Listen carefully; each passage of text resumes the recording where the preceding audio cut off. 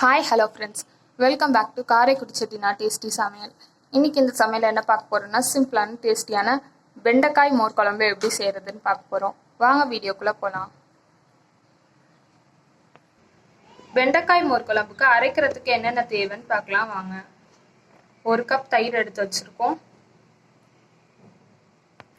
1 கைப்பிடி துவரம்பருப்பு 1/2 மணி நேரம் ஊற வச்சுருக்கோம் தண்ணியில்.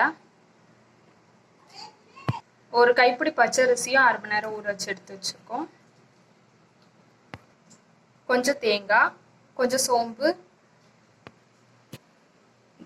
கொஞ்சம் ஜீரகம், இஞ்சி, 3 பச்சை மிளகாய். தயிரை மிக்சியில் மாற்றியாச்சு. தண்ணி ஊற்றாமல் இதை ஒரு அடி அடித்து எடுத்துக்கோங்க. ஒரு அடி அடித்து எடுத்தாச்சு. இதை ஒரு பவுலில் மாற்றிக்கோங்க. எடுத்து வச்ச பச்சை மிளகாய், ஜீரகம், தேங்காய், இஞ்சியையும் நல்லா அடித்து எடுத்துக்கோங்க. கொஞ்சமாக தண்ணி ஊற்றி நல்லா நைஸாக அரைச்சி எடுத்துக்கோங்க. கொஞ்சமாக தண்ணி ஊற்றி நல்லா நைஸாக அரைச்சி எடுத்தாச்சு. இதை அடித்து வச்ச மோரோட மிக்ஸ் பண்ணிக்கோங்க. அரைச்சி வச்சதை அதில் சேர்த்தாச்சு. இப்போ ஊற வச்ச துவரம் பருப்பையும் பச்சரிசியும் மிக்சியில் நல்லா நைஸாக அடித்து எடுத்துக்கோங்க. நல்லா நைஸாக அடித்தாச்சு. இதையும் அந்த அடித்த தயிரோடு சேர்த்து மிக்ஸ் பண்ணிக்கோங்க.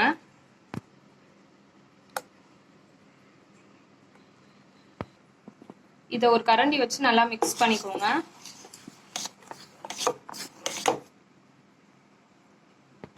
வெண்டைக்காய் மோர் குழம்புக்கு கொஞ்சம் வெண்டைக்காய் எடுத்து வச்சுருக்கோம், சின்ன சின்னதாக நறுக்கி. தாளிக்கிறதுக்கு கொஞ்சம் கடுகு, கொஞ்சம் உளுந்தம்பருப்பு, வரமிளகாய், பெருங்காயம், கொஞ்சம் கருவேப்பிலை. அடுப்பு ஆன் பண்ணி சட்டி வச்சு எண்ணெய் கொஞ்சம் ஊற்றிக்கோங்க. எண்ணெய் நல்லா ஹீட் ஆனோடனே தாளிக்கு எடுத்து வச்சதை சேர்த்துக்கோங்க. எடுத்து வச்ச வெங்காயத்தை சேர்த்துக்கோங்க. வெங்காயம் இல்லை, வெண்டைக்காய். இதை நல்லா வதக்கிக்கோங்க. வெண்டைக்காயை நல்லா வதக்கிக்கோங்க.